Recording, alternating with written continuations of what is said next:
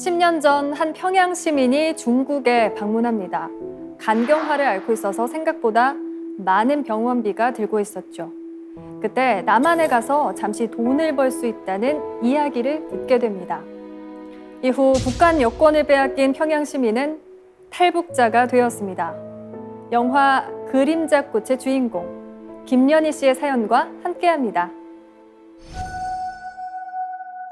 평양에서 살고 있었어요. 예, 남편하고 저하고 딸하고 너무나도 평온했던 것 같아요.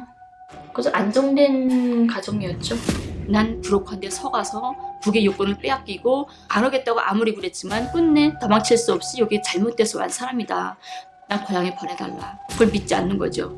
저를 사랑하는 부모님과 남편, 딸 품으로 돌려보내 주시기를 강경히 호소합니다.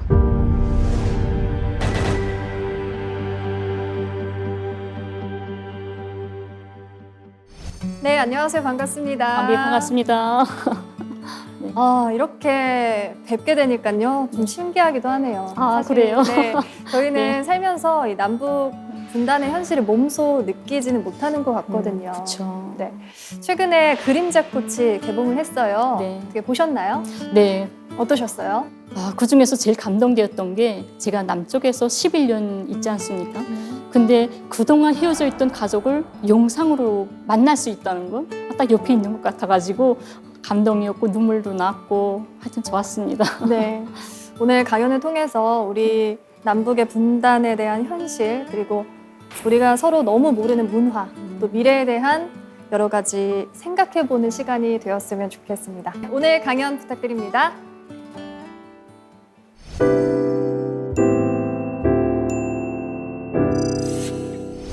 네, 저는 평양에서 왔어요. 혹시 평양분, 북녘분 만나보신 적 있나요?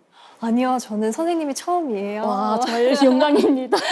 네, 평양에서 저는 패션 디자인으로 일을 하고 있었고 또 남편과 딸과 그냥 한 가정을 이루고 그냥 일상 평범한 생활 이런 생활을 하던 그냥 거리에서 흔히 볼 수 있는 평범한 평양 아줌마 일반 아줌마인 거죠. 네, 선생님 저 근데 궁금한 게요. 그 북한에서는 패션 디자이너를 뭐라고 말을 하나요? 그냥 양복사라고 합니다. 왜냐하면 네. 제가 여기 남쪽에 와서 직업이 그렇다니까 좀 알아봤어요. 네. 그랬는데 이게 패션 디자인은 디자인만 따로 하고 재단사는 재단을만 따로 네. 하고 재봉공은 재봉공만 따로 하고 이렇게 되어 있는데 저는 김책공업종합대학 종합대학에 양복점이 있어요. 그 양복점에서 패션 디자인 하면서 재단해서 옷 만들어서 입히는 이 전 과정을 다 함께 해야 되는 거죠. 네. 그럼 선생님은 그런 거 다 하시는 거네요. 당연히 알고 있습니다. 네. 네. 오랜 시간을 그렇게 옷을 만들고 있었고 네. 그러다가 제가 평양에 있을 때부터 원래 간이 좀 약했어요. 간이 아파가지고 간 치료 겸 또 중국에 있는 사촌 언니네 집에 또 여행도 좀 세계 여행도 좀 할 겸 이런 생각으로 중국에 나오게 됐던 거죠. 나왔다가 중국에 와서 제가 착각을 했던 게 중국도 사회주의라고 저는 알고 있거든요. 네. 북녘 사람들이 다른 나라들에 대해서 별로 이렇게 경험이 없어요. 남쪽 분들은 뭐 마음만 먹으면 내일 뭐 친구야 우리 뭐 일본 갈래, 미국 갈래, 중국 갈래 뭐 이러잖아요. 네. 근데 우리는 좀 그런 게 아직까지는 좀 어려운 상황이라서 이렇게 해외 나왔던 길에 나 병 좀 고치고 가자. 좀 건강해서 엄마 아버지 앞에 좀 건강한 모습으로 가자 이런 욕심이 생겼던 거죠. 그래서 중국에서 치료를 좀 받자고 생각했더니 돈이 많이 드는 거예요. 중국도 똑같은 사회주의인데 우리 북에서는 병원에 가면 치료비가 뭔지 모르고 치료를 받았잖아요. 그래서 중국도 사회주의니까 그냥 가면 치료받는 거겠지? 이런 생각이 잘못됐던 거죠. 네. 네, 그래서 그 많은 치료비를 제가 감당할 수가 없었던 거예요. 그래서 불혹한데 그때 속은 게 바로 제 인생의 가장 큰 최악의 실수였던 겁니다. 2달만 원래 갔다 오면 큰 돈을 벌어가지고 온다. 저는 죄송합니다. 우리 식으로 말을 하면 남조선. 남조선. 네, 남조선에 가? 이런 데 대한 두려움이 없었어요, 그때는. 2달만 멀리 갔다 오면 내가 돈을 많이 벌어오고 중국에서 치료를 받고 건강해서 저국에 갈 수 있겠구나. 이런 정말 단순한 생각을 하게 됐던 거죠. 네. 그렇게 돼서 출발하기 시작했는데 도중에 저는 이게 속았다는 걸 알게 됩니다. 하지만 그때는 이미 북의 여권도 빼앗긴 상태고 감금된 상태에서 더는 도망칠 수 없었던 선택권이 없었던 그런 상황에서 여기 남녘까지 오게 되는 거죠.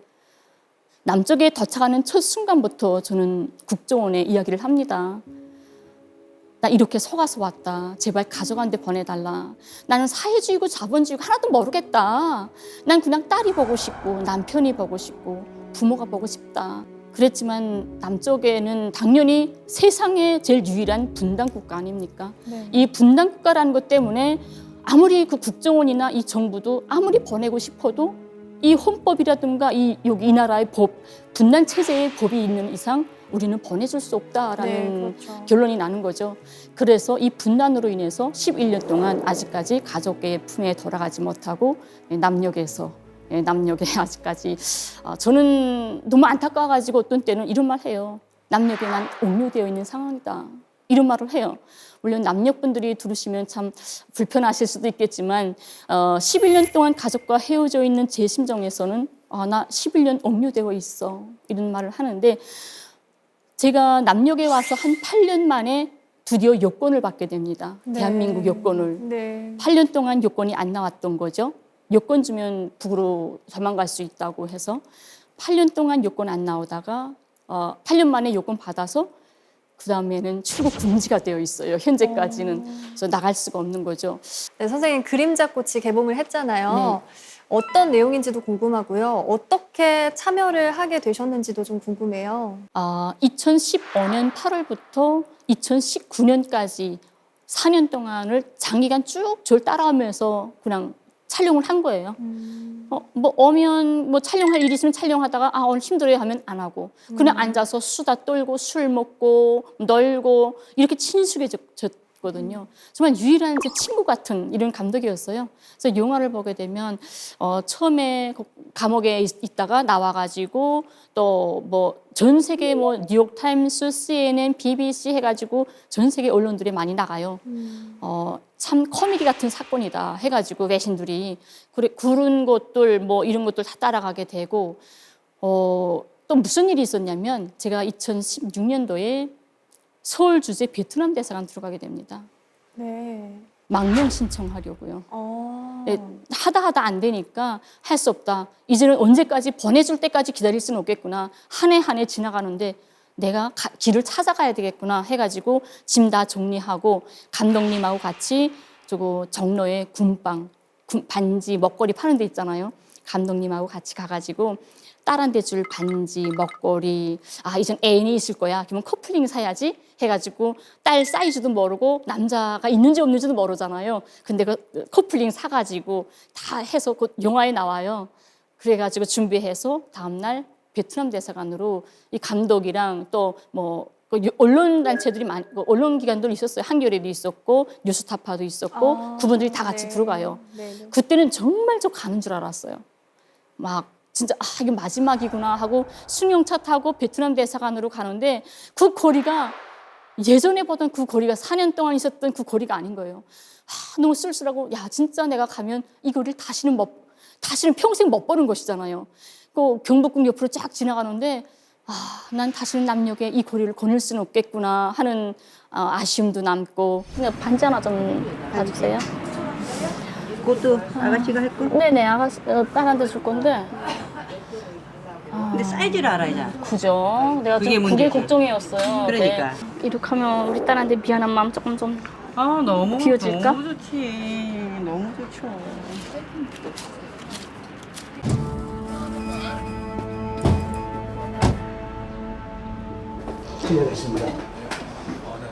이건 보여달라는데 어떻게 내쫓을 수 있어? 여보세요?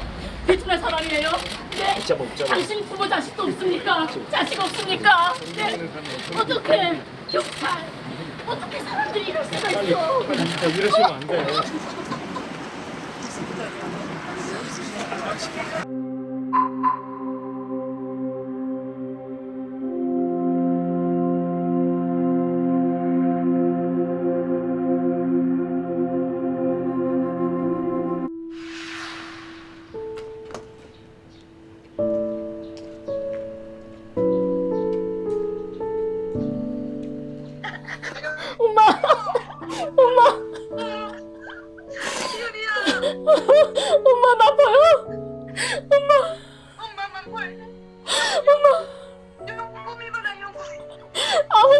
아버지, 유리야, 아버지. 유리야.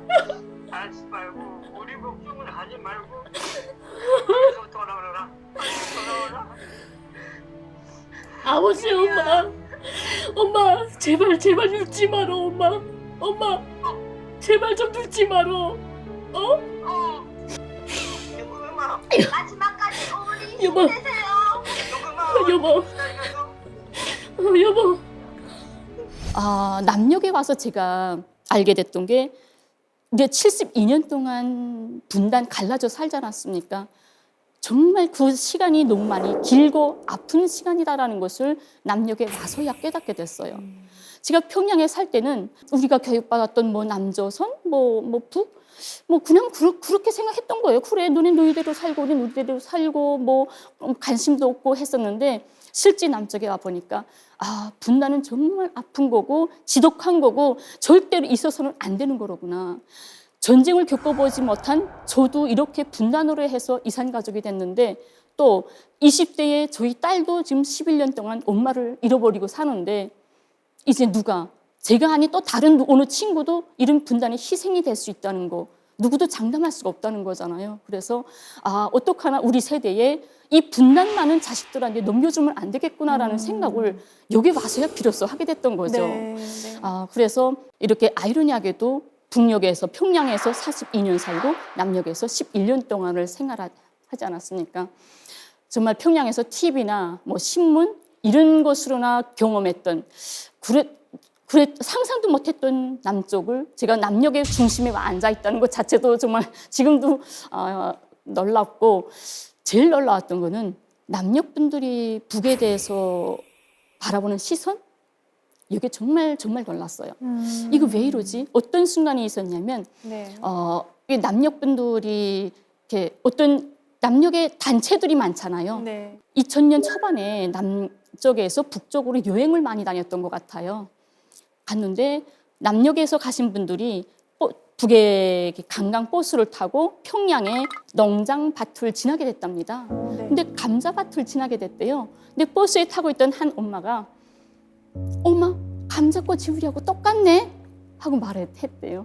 그러니까 버스에 타고 있던 북 안내원이 꽃만 같은 게 아니라 감자 알도 같습니다 라고 말을 했다는 거예요. 그 말을 들을 때에 정말 슬펐어요. 남과 북은 당연히 같아야 되는 거 아니야? 왜 같은 게 이상할 만큼 우리는 멀리 왔어? 이런 게 바로 분단의 비극이로구나 이런 생각이 났던 거죠. 또 한 번은 우리가 톨게이트 지금은 톨게이트 잘 많이 알아요. 뭐 가면 돈 내는 거 알고. 네. 근데 그때는 전혀 모를 상태니까 친구가 차를 타고 어디 가자고 그래서 그 친구 차를 타고 지나가는데 어느 고속도로에 무슨 주막집 같은 거 하나 있는데 그 앞에 차를 세우는 거예요. 네. 네, 세우더니 그 아줌마한테 돈을 축 줘요. 그래서 저 아줌마 아세요? 하고 물어봤어요. 그랬더니 모르죠. 그래요. 아니 왜 모르는 아줌마한테 돈을 주세요? 이게 자본주의인데 돈이 그래요. 그러니까 이 길을 지나가는 사람은 누구나 다 돈을 내야 지나갈 수 있어요. 네. 오, 정말 충격이었어요. 뭐지? 아니 이 나라 사람들은 무슨 생각을 할까? 내가 내 나라 땅을 내가 지나가는데 왜 돈을 내고 내 나라 땅 지나가야 돼? 북한에는 그런 문화가 없나 봐요. 없죠. 그건 내 나라 땅이잖아요. 네. 난 내 나라 국민이고 내가 다른 나라 넘어가는 것도 아닌데 왜 돈을 내야 되지? 진짜 충격받았던 거예요. 제가 생각하기에 남녘 분들도 이렇게 북을 모르잖아요. 북쪽 사람들도 몰라요. 당연히 모르겠죠. 네. 제가 남쪽에 못 왔으면 전혀 모르죠. 제가 처음에 대구에 집에 갔는데 우리 아파트 옆에 커피숍이 있는 거예요. 네. 그래서 남쪽의 커피숍은 대체 어떨까 궁금하잖아요. 하나하나 정말 호기심 나고 정말 궁금했어요. 네. 첫 번째 충격은 왜 커피숍이나 모든 상점이나 이런 게 다 꼬부랑 글자가 있는 거예요. 꼬부랑 글자예요? 영어 꼬부랑 글자로. 영어요? 네. 그래서 네. 왜 다 영어만 이렇게 너무 머리가 좋아서 나 머리만 영어를 쓰는지 모르겠는데 그래서 간판들이 우리나라 말이 없네. 이게 이상해요. 북쪽은 몽땅 간판이 몽땅 우리나라 말이거든요. 외국 말이 없어요. 네. 네. 외국 말 안 쓰는데 예를 들어서 내비게이션 있죠. 네. 북에서 뭐라고 할까요? 내비게이션이요? 우리나라 말로 뭐라고 말할 수 없을까요? 손지도? 길동무. 길동무. 좋죠. 이렇게 우리나라 말도 있는 거예요. 네. 외국 말이 많구나 하고 들어갔어요. 커피숍에. 뚝 들어왔는데 벽에다가 F용지 한 장에다가 한 글자씩 썼어요. 와이파이 공짜. 이렇게 쓴 거예요. 근데 그 글자를 똑 보는 순간에 무슨 생각이 났냐면 제가 평양에 있을 때 남쪽에 고 쪼크파이, 찰떡파이 정말 많이 들어왔어요. 네. 아, 쪼크파이, 찰떡파이, 와이파이가 빵 세트로구나 하고 저는 알았던 거예요. 그래서 역시 남조선은 잘 산다더니 커피 한 잔 먹으면 와이파이 빵을 하나 서비스로 갖다 주는구나. 그래서 좀 뻗에 잡고 앉아서 커피 한 잔 먹고 있는데 거의 다 먹게 됐는데도 와이파이를 안 갖다 줘요. 네, 빵이 안 나오네요. 네, 와이파이. 네. 예, 그래서 저기요 와이파이 안 주세요? 하고 말을 해야 되는데 말톤이 다르잖아요. 말을 못 하겠는 거예요, 쪽팔려서. 그래가지고 보니까 사람들도 좀 많고 해서 여기 오늘은 사람이 많아서 나한테까지 안 차려지는가 보다. 다음 날 다시 와봐야 되겠다 네. 하고 할 수 없이 다 먹었어요. 다 먹고 나가려고 출입문 쪽에 가서 손잡이를 딱 잡았는데 갑자기 사기당한 느낌이 빵 드는 거예요. 나 이거 말 한마디도 안 하고 가만 앉아 있었는데 내가 북에서 온 줄 어떻게 알고 나한테 사기쳤지? 이게 남쪽 사람들이 날 우습게 보는구나 하고 그 바리스타 청각한테 젊은 청각이 커피를 줬어요. 당신 참 웃기네요. 와이파이 갖다 준다더니 왜 나갈 때까지 안 갖다 주세요? 물어봤어요. 뭘 하시던가요? 멍하고 말 한마디 안 하는 거예요. 그분도 그래서- 굉장히 놀라셨을 것 같은데요. 말 한마디만 더 멍해가지고 눈 땡그랗게 뜨고 네. 밥 아니야? 하고 갔죠. 가서 친구들한테 그 말을 했더니 막 웃으면서 이야기를 하는 거예요. 나중에 그 와이파이가 뭔지 알고 그 카페 다시는 안 갔어요. 저 얼굴 보고 망신을 줄까 봐 네. 쪽팔려서 진짜 이돌아다니고 딴 데 가고 이런 적이 있거든요. 북에서 오신 분들이 많은 분들이 계셔요. 뭐 뉴스에도 나가고 네. 했지만 그분들이나 저나 여기 남쪽에 와서 제일 먼저 곤란을 겪는 게 언어예요. 언어요. 언어. 네. 네. 그래서 외래어가 제일 많고요. 어느 아파트 같은 데 가보면 분명히 발음은 영어인데 쓰는 건 우리나라 말로 썼어요. 네, 그렇죠. 무슨 네, 그것도 한두 글자가 아니라 길어요. 근데 저 아파트는 분명히 외국인이 안 살고 이 나라 사람들이 살 건데 왜 외국말로 저렇게 써놨지? 하고 물어봤어요. 네. 남쪽 분한테. 그랬더니 시부모들 찾아오지 말라고 그랬다고 농담을 하시더라고요. 그래서 물론 농담이죠. 요즘은 다 찾아가십니다. 그렇게 써도. 진짜요? 그래서 그런 것들. 그다음에 또 제가 놀랐던 게 한 번 가는데 어느 상가 간판에 폭탄 세일 이렇게 간판이 있어요. 그거 보고 아니 제가 평양에서 네. 뉴스 볼 때 미국에서 총을 판다고 하더라고요. 미국에서 총을 판다더니 남조선에서는 폭탄도 파는구나. 저 이렇게 생각해가지고 좀 무서웠어요. 남쪽은 미국보다 더 무서운 데 아니야? 이런 생각들. 근데 또 무서운 건 뭐냐면 지나가는데 할머니 뼈 해장국이라는 간판이 있어요. 아니 할머니 뼈를 어떻게 해장국을 국을 어떻게 끓일까? 정말 혼란스럽고 이해가 안 되는 거죠. 그래서 이런 것들이 그 과정이 너무 힘들어가지고요. 그래서 이제는 많이 이렇게 됐는데 그래서 제가 말씀드리는 건 이 남녘분들이 이 말씀을 들으면서 이제 앞으로도 북녘에 구경하러 가려면 남쪽 분들이 해외여행 나갈 때 일부러 미국이나 어디 가면 영어 공부, 여행 가이드 공부하고 가잖아요. 그렇죠. 네. 상식이잖아요. 네, 그렇죠. 그것처럼 우리가 북을 간다게 되면 당연히 상식은 알아야 되잖아요. 그래서 여러분들도 북에 가게 되면 이렇게 언어나 문화적 충격 이런 일이 있을 수 있기 때문에 마음의 준비를 단단히 가지고 기초 상식은 조금 알고 가시는 게 좋겠다라는 네. 생각으로 막 하고 있는 거고요. 제가 지금까지는 남과 북의 문화적 차이, 혼란스러웠던 것들 말했지만 정말 제가 살아보니까 역시 남이나 분이나 우리는 한 민족이고 한 가족이구나. 오길 수 없는 우리는 하나구나 하고 생각했던 게 같은 점이 있군요. 뭘까요? 같은 점이요? 뭘까요? 그렇죠. 음주가무예요. 술 좋아하고 놀기 좋아하고 춤추기 좋아하고 이런 거는 정말 북이나 남이나 북한도 똑같아요. 그래요? 북쪽 사람들은 더 해요. 정말요? 그냥 주말이나 명절이나 이럴 네. 때 남쪽에는 그런 문화 못 봤어요. 북에는 주말 같은 때 가게 되면 아파트에 넣는 사람들끼리 뭐 모아가지고 어디 놀러 가자 해서 대동강변에 그 풀숲에 다 앉아서 뭐 김밥이고 뭐고 사와가지고 네. 그냥 먹으러 가는 게 아니라 남쪽식으로 아코디언이라고 해요. 우리 어. 북에서는 선풍금이라고 하는데 네, 악기 같은 거죠? 네. 선풍금 다 가지고 나갑니다. 기타하고 선풍금하고 와. 기타는 대중악기예요. 누구나 다 해야 되는 거예요. 네. 북에서 아. 그거 가지고 나가서 한 팀이 막 놀기 시작하면 그 옆에 팀이나 지나가던 사람들이 다 합세가 돼요. 뭐 누구나고 상관없어요. 정말요? 예. 그래서 주말이나 명절이나 대동강이나 머람봉 이런 데 가게 되면 정말 정신 나가요. 뭐 놀고 춤추고 맥주 뭐 취해가지고 뭐 이런 모습이 요게 뭐 와. 강남이나 어디나 네. 거리에 젊은 사람들 술 먹고 막 다 그런 모습이랑 똑같아요. 와, 그래가지고. 상상도 못했어요. 아, 그쵸. 너무 재밌네요. 더 재밌는 거 뭔지 아세요? 북에 혹시 가시게 되면 네. 실수하지 말라고 제가 한 가지 팁을 드리는 거예요. 네. 북의 안내원이 술 뭐 하실 거예요? 하고 물어보잖아요. 네. 그때 전 맥주 주세요 하게 되면 바보 아니야? 이렇게 생각이 돼요. 왜요? 북에서는 맥주가 술에 안 속해요. 아. 맥주는 청량음료에 속하거든요. 아, 정말요? 그래서 술 뭐 할래요? 하게 되면 뭐 소주나 뭐 인삼주나 뭐나 난 와. 이런 거 술 주세요 하고 난 술 못 먹어. 그러면 난 그냥 맥주만 주세요. 이렇게 돼야 돼요. 아. 전 평양에서 술 한 방울도 못 먹었어요. 그냥 맥주만 먹어요. 오. 이렇게 되는 거예요. 그러니 맥주 먹는 건 절대 술 먹는 게 아니죠. 그렇구나. 네. 그럼 저도 가면은 맥주 달라고는 안 해야겠네요. 그래서 술 달라고 청량음료 주세요 하게 되면 네, 맥주 주죠. 네. 그래서 머욕하고 나왔다던가 뭐 그럴 때 맥주 한 캔 먹고 가는. 그래서 문화가 뭐냐면 직장에 갔다가 퇴근할 때 거리에 맥주집들 있죠.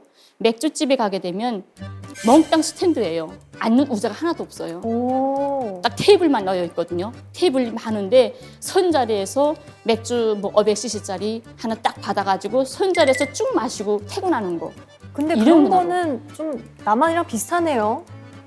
아 맥주 문화가 네. 퇴근할 때 먹는. 퇴근하고 그쵸. 맥주 한 잔 하고 시원하게 그쵸. 이런 게 있거든요. 또 네, 네. 비슷하네요. 음주가면 똑같다니까요. 네.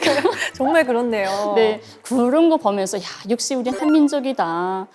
그런 생각을 많이 했고요. 네. 우리 남쪽 분들이 언제면 북의 금강산, 북의 백두산을 중국을 통하지 않고 남의 나라를 통하지 않고 우리나라 땅을 밟고 백두산, 우리 민족의 정말 멋있는 산인데 네. 그 산을 어떻게 내 땅을 밟고 갈 수 있을까? 이런 날이 정말 언제면 올까? 우리 자식들한테도 정말 그런 세상을 우리가 물려주지 못할 수도 있지 않을까? 이런 두려움, 그런 데 대한 안타까운 분들이 많거든요. 흔히 남녀분들이 막 통일 이야기하는 사람들 많아요. 통일 단체들도 많고 이런 사람들 많은데 통일 제 생각은 조금 다르거든요. 통일? 왜 딱 통일이 그렇게 무게감을 둬야 될까?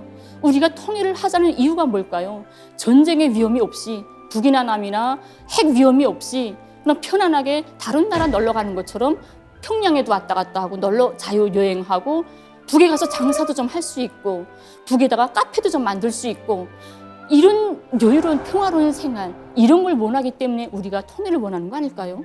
그런 거잖아요. 네. 그러니까 저는 너무 무겁게 접근한다고 바라보거든요.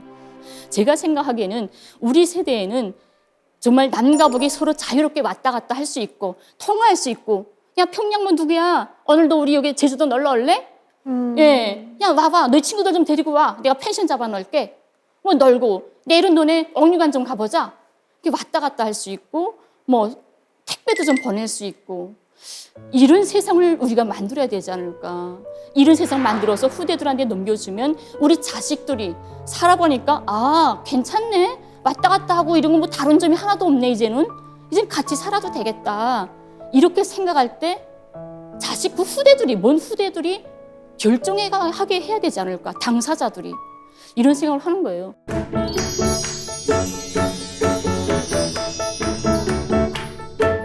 어떤 남쪽 분들이 저한테 이런 말을 많이 하세요. 그래도 여기 살만하지 않냐. 남쪽이 여기도 살만하다. 너네보다 더 잘 사는데 왜 꼭 고향에 가려고만 하냐. 뭐 어쩔 수 없지. 가슴은 아프지만 뭐 부모들은 그 부모들 인생이 있고 남편이나 딸도 그들의 인생이 있을 건데 왜 꼭 붙어서 살아야만 행복이냐. 뭐 어쩔 수 없으니까 받아들여라. 이런 말씀들 하세요. 그리고 더 힘든 말은 차라리 멀리라도 딸을 데려오면 되지 않겠냐, 여기로. 이런 말씀 하시더라고요. 근데 여러 가지로 생각을 해봤어요, 저도. 가족이라는 게 대체 뭘까? 제가 11년 되다 나니까 도중에 너무 힘들고 지치고 그러니까 그래, 나도 좀 살자. 숨 막혀. 그럼 주저앉아 버릴까? 이런 생각도 할 때가 많고 무너질 때도 있고 좀 그런 마음도 흔들릴 때도 있고 그리고 이제는 오래되다 나니까 심해지는 것들도 있어요. 남편과의 있었던 모든 아름다운 이야기들 또 딸하고 있었던 일들 점점 멀어져서 매일 생각나던 게 한 일주일에 한 번 생각난다거나 이런 무서운 생각도 들거든요. 그래서 내가 좀 더 오래 있으면 정말 내가 가족을 잊어먹을 수도 있지 않겠냐 이런 두려울 때도 있고 근데 제가 생각을 해봐요. 가족은 정말 뭘까? 저는 억만금을 저한테 준다고 해도 가족하고는 바꾸지 못할 것 같아요. 제가 여기서 물 한 방울 먹고 막 맛있는 거 먹고 뛰놀고 당연히 행복할 수 있겠죠. 하지만 부모님과 남편과 딸의 눈물을 팔아서 내가 여기서 내 인생을 편안하게 살 수 있다면 내가 정말 인생 말년에 가서 내가 행복한 삶을 살았다고 말할 수 있을까? 저는 그런 것 같지는 않은 거예요. 그래서 11년 동안 끊기지 않고 했던 말이 나는 평양 아줌마다 고향에 보내달라 이렇게 말했던 게 뭐 북의 사상이고 체제고 정치고 이념 전 상관없어요. 관심도 없고요. 그냥 가족.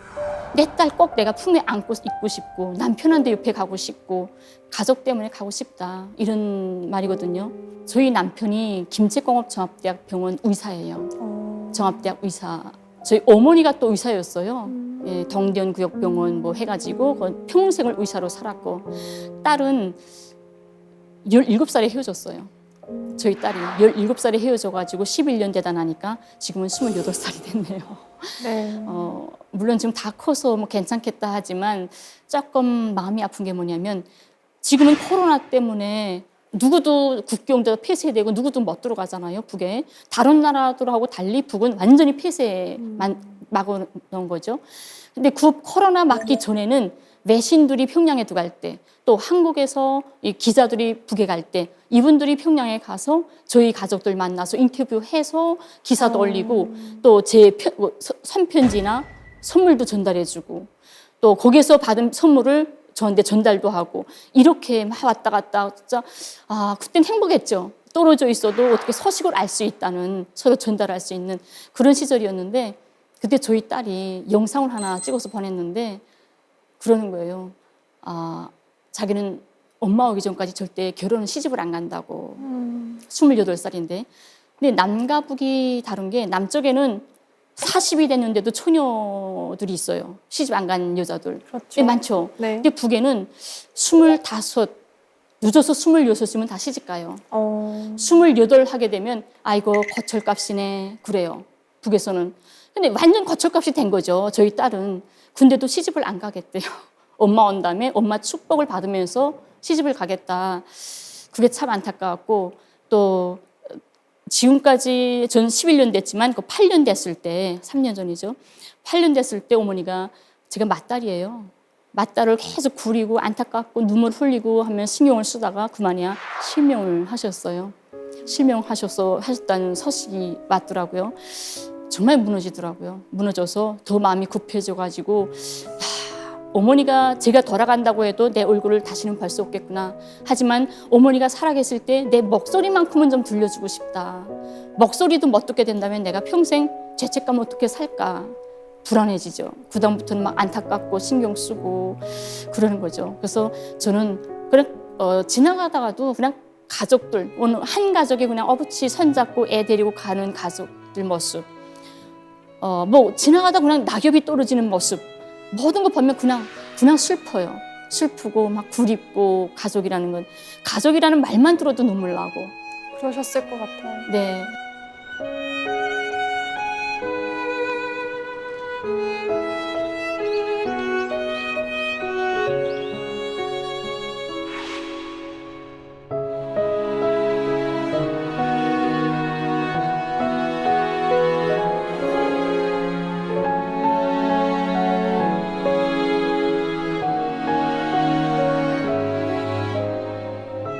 그림잡고 어제 제가 시사에 들어가서 봤는데 가장 가슴 아팠던 게 또 하나 뭐냐면 평양에 있는 가족의 모습을 보는 거는 참 좋아요.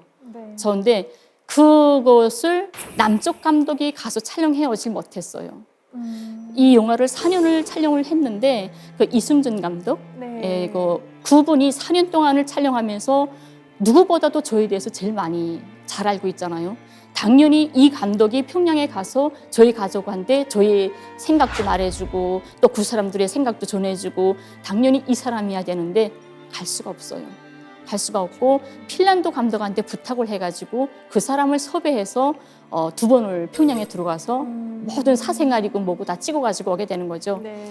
평양에서 찍고 중국에 왔다가 한국에 와서 그걸 전달해주고 가야 하는 순간이 있었어요. 네. 그때 저도 너무 반가워서 만나러 갔죠. 서울의 어느 호텔에 가서 만났는데 그분의 손을 잡고 놓지 못했어요. 감독님 이 손 저희 딸이 잡았었겠네요. 감독님 내 딸 손을 잡고 있었겠네요. 그 손을 잡고 딸이 언기까지 남아있는 것 같아서 놓지 못하겠더라고요. 너무 좋았고 딸이 엄청 요리를 음식을 잘하더라고 칭찬도 하고 그 순간이 참 제일 행복했던 것 같아요. 딸의 소식을 봤던 거. 사람에게는 아마 태어나서 인생 끝날 때까지 공통적인 딱 하나의 행복감이라는 게 있겠죠. 하지만 지금은 이런 게 나한테는 행복하다. 또 좀 지나서는 나는 지금 시기엔 이게 행복하다 하는 게 있지 않겠나요? 어머니 빨리 만나는 게, 어머니랑 같이 중상생활 하는 게 정말 무엇인가 이룬 것 같은, 무엇인가 큰 공백을 주는 이런 생활이 아니고 꽉 들어찬 행복, 웃음 꽉 들어찬 그런 생활이 전 제일 행복하다고 생각합니다.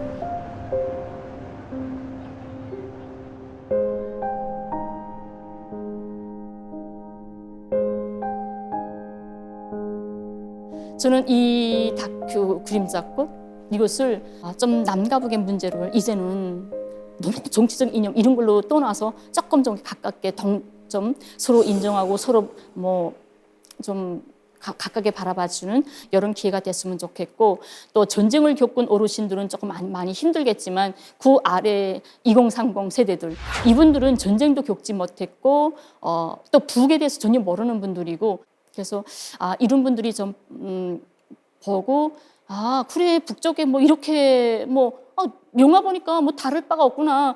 평양 사람들도 북쪽 사람들도 지하철 타고 가는데 핸드폰 보고 제 영상 보니까 지하철에 10명이 앉아 있다게 되면 8명이 핸드폰 들고 있어요. 똑같아요 서울 지하철하고. 네, 그런 모습들.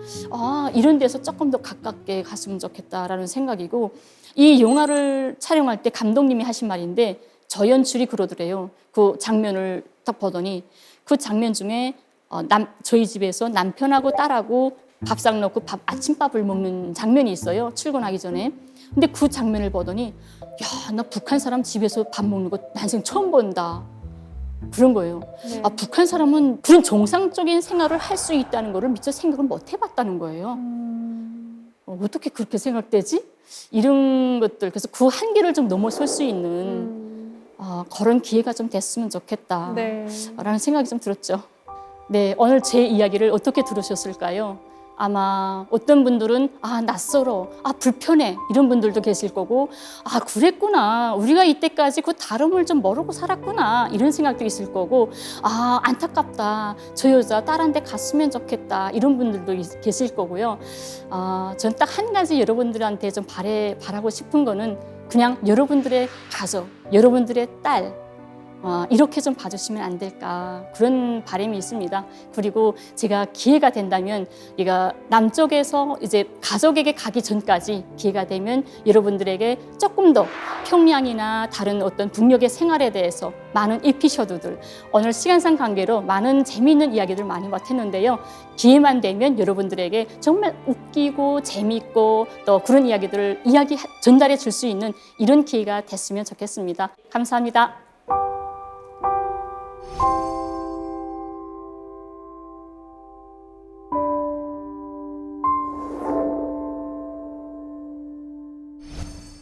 네, 선생님 강연 정말 잘 들었습니다. 감사합니다.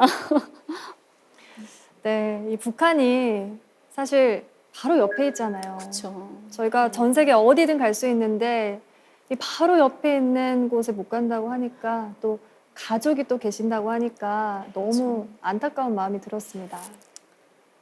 어떤 분이 이런 말씀하세요.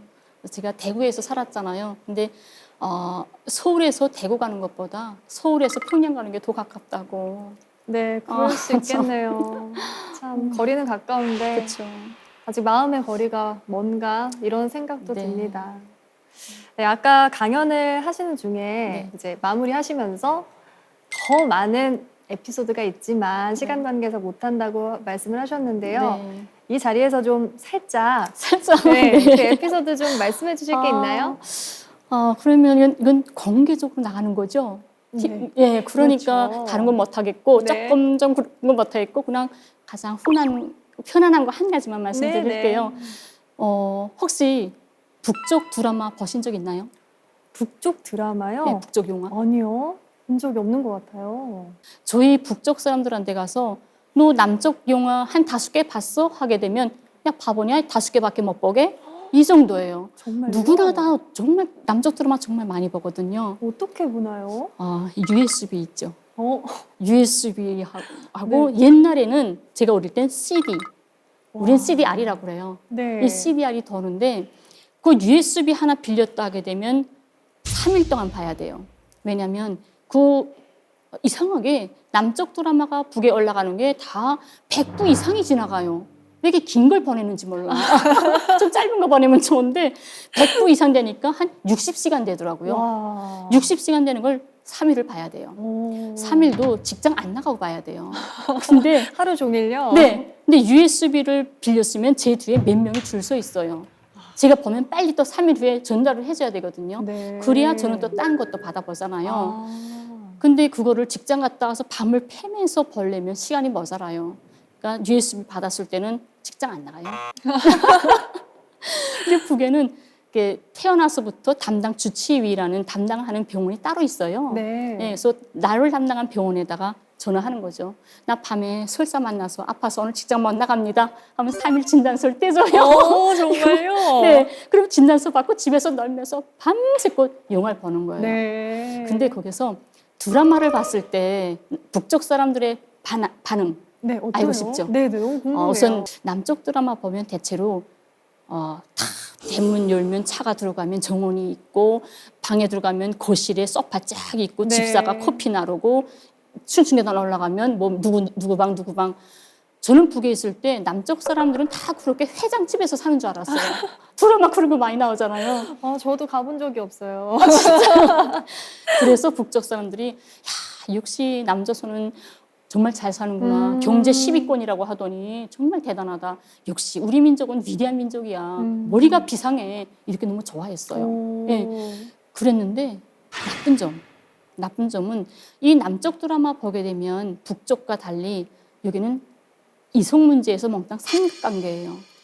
네 거 뺏고 내 거 뺏고 내 거 뺏고 하다가 못 뺏으면 교통사고 나요. 교통사고 나면 기억상실증 걸려요. 기억상실증 걸리면 한 6개월 동안 행방불명 돼요. 행방불명 됐다가 6년 동안 됐다가 한 5년 후에 다시 나타나면 갑부가 돼서 다시 나타나요. 그 다음엔 개인 복수전 들어가요. 스토리 꼭 같아요. 이제 꿰고 계시는군요. 네네네. 네. 제가 남쪽 드라마 제일 좋아했던 게 네. 꽃보다 남자. 꽃보다 봤어요? 남자요? 구성표 나오는 거 너무 좋아요. 그다음에 왜요? 왜 프라하에서- 좋아하셨어요? 프라 재밌었어요. 네, 젊은 애들 노는 거니까 그게 네. 좋았고 또요? 또 뿌라에서 연인들 그건 정말 제가 좋아했거든요. 프라의 연인? 네, 우리 프라라고 하는데 네. 대통령의 딸 윤재희가 네. 예, 경찰관하고 누구 애인하고 이렇게 삼각관계로 하는 거예요.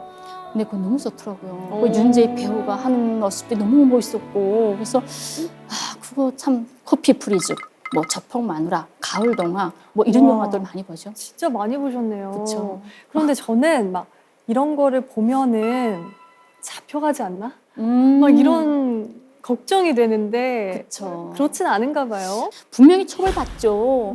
남쪽 같으면 북의 영화 봤으면 가만히 있겠어요? 그쵸. 잡혀가죠. 네네. 근데 북에는 범죄자 처벌 단계가 있어요. 그러니까 처음에 잘못했을 때 부은 다 조직 사회잖아요. 집단 사회. 학교는 학교대로 조직이 있고 직장별로 조직이 있고 그 조직에서 생활청화라는 걸 해요. 일주일에 한 번씩 생활청화 때 비판을 받아요. 덕무는 왜 이거 하지 말라는데 이렇게 했습니까? 다음부터 고치십시오. 이렇게 돼요. 또 잘못했어요. 네. 두 번째로.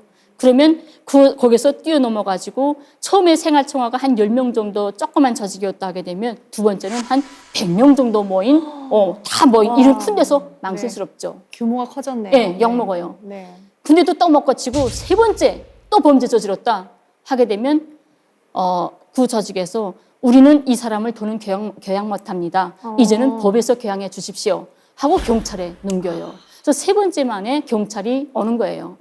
이게 도둑질을 했던 뭐 싸움을 해서 폭행을 했던 뭐든 뭐 사람 죽이고 이런 건 절대 안 되죠. 네네. 그건 강력범은 그렇지만 일반적인 생활에서 벌어지는 이런 행위들 이런 것들은 이렇게 단계가 있어가지고. 근데 걸린 적 있으세요? 네? 걸린 적 있으세요? 이거 드라마 보시다가? 세상에 사람이 잘못하지 않는 사람이 어디 있겠어요? 토로서 먼지 안 나는 사람이 그렇죠. 잡힌 게 잘못인 거죠. 그렇잖아요. 잡히지 말아야죠. 다 보죠. 뭐 일반적으로 네. 다 보고 저 한 번 딱 욕먹었어요. 어떤 것 때문에? 드라마 봤는데 네. 나쁜 짓도 같이 손뼉 치면서 해야 재미있지 혼자 하면 재미가 없어요. 나쁜 짓도. 네. 그래서 혼자 보니까 너무 재미없어서 우리 친구들을 막 집에다 불러가지고 밤새껏 막 야식을 해 먹으면서 영화를 봤거든요. 네. 3명이서 봤는데 한 명이 직장 나가가지고 정말 입이 싸가지고 참지 못한 거예요. 아이고. 너무 재미나는데 네. 야 너네 이런 거 못 봤지? 나 이거 봤어 하면서 야 그 꽃보다 남자 나왔는데 걔네 집은 어떻고 막 말을 한 거예요. 근데 네. 이게 소문이 났구나. 예, 네. 그게 법에서 들었죠. 그래가지고 이거 생활청화 때 전 비판받게 되는 거죠. 네. 그래서 덕문에 왜 그렇게 했습니까? 그래서 예, 잘못했습니다. 다시는 안 그러겠습니다. 앉았죠. 재밌네요. 네. 우리 남한에서도 참 경험해보기 힘든 문화라서 너무 재밌게 들었습니다. 네. 근데 선생님 대구에서 네. 생활을 하셨잖아요. 네. 근데 어떻게 대구에서 이제 정착을 하셨는지 좀 궁금하거든요. 참 그것도 하나 생각하면서 좀 슬퍼요. 제가 처음에 남쪽에 와서 국정원에 있잖아요. 국정원에 있었는데 이제 하나원이라고 3개월 동안 정착에 필요한 어떤 그런 거 하는 게 있어요. 교육 주고 이렇게 나오기 전에 어디에 가고 싶은지를 써내요. 어느 지방에 가고 싶은지. 네. 근데 저는 평생을 평양에서 살았잖아요. 네네. 그러니까 별로 서울 같은 대도시에서 살고 싶은 생각이 없어요. 그냥 조용한 데서 살다가 빨리 가족한테 가야지 이 생각밖에 없었는데 그래서 어디 가든 상관이 없었어요. 그래서 물어봤죠. 그 하나원 선생님한테. 선생님, 전 어디 가야 됩니까? 물어봤더니 당신은 패션 디자이너라서 대구에 가야 된다고. 대구가 패션 도시라고 그래요.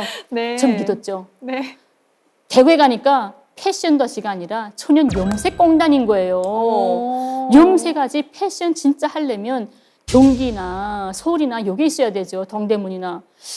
지금 생각해보면 날 왜 하필 대구에 보냈을까 이상한 생각도 들지만 또 정이 많이 들은 대구예요. 네, 제 2의 고향이라고 생각을 하거든요. 그러세요. 대구. 네. 네. 그래서 서울에 있다가 기차 타고 딱 동대구역에 딱 내리면 마음이 막 푸근해져요. 내 고향 집에 다 왔구나라는 분위기 이런 게 있더라고 이상하게. 네, 그러시군요. 네. 이제 어느덧 남한에서 생활하신 지 10여 년 되셨잖아요. 11년째. 네. 네. 이제 마음을 좀 붙이셨는지도 궁금하고 붙이셨다면은 좀 어디에 마음을 붙이셨는지.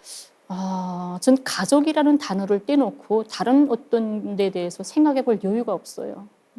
그냥 하나에서 10까지, 100까지 어떻게 하면 가족을 만날 수 있을까? 언제면 가족 안에 갈 수 있을까? 항상 매일 저는 임시적 관념이에요. 내년에 아니면 다음 달에 무슨 소식이 올까? 우린 여자들이니까 화장품을 사잖아요. 화장품 하나 살 때마다 매번 기도를 해요. 여보, 나 마지막 화장품이었으면. 다음 새 화장품 절대 안 샀으면. 그리고 철 바뀌잖아요. 옷 입을 때 여름 지나가고 이제 가을 옷을 또 꺼내죠. 그럴 때면 이 짧은 옷을 여름 옷을 다시는 꺼내지 않았으면. 마음이 너무 이해가 되네요.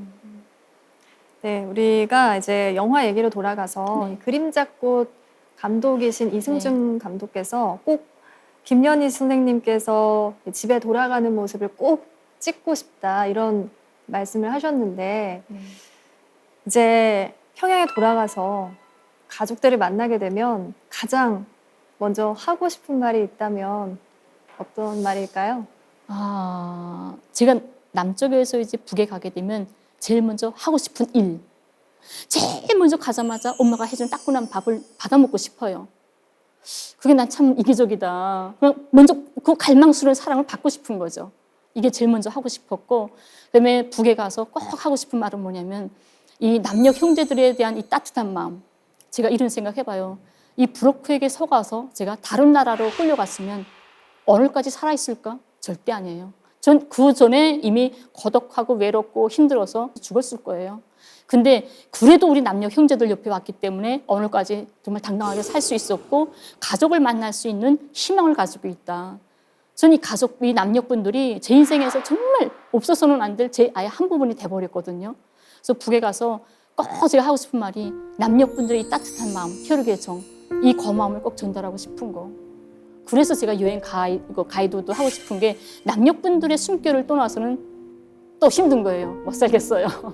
이제 마음의 고향 또 제2의 고향이 되셨군요. 네, 오늘 선생님 강의를 들으면서 참 이 분단의 희생자가 아니실까 뭐 이런 생각도 했는데요. 어찌되었건 꼭 선생님의 가족을 다시 만나게 되는 날이 빨리 왔으면 좋겠다는 생각이 듭니다. 감사합니다. 간절히 바랍니다. 그때까지 응원하겠습니다. 네, 오늘 감사합니다. 강연 너무 잘 들었습니다. 감사합니다. 네, 감사합니다.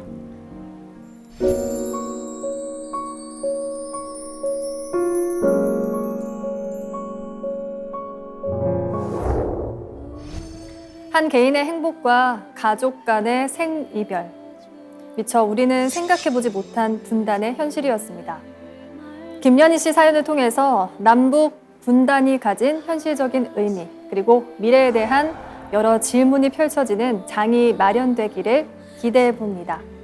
사색의 공동체 스미다. 저희는 다음 시간에 다시 찾아오겠습니다.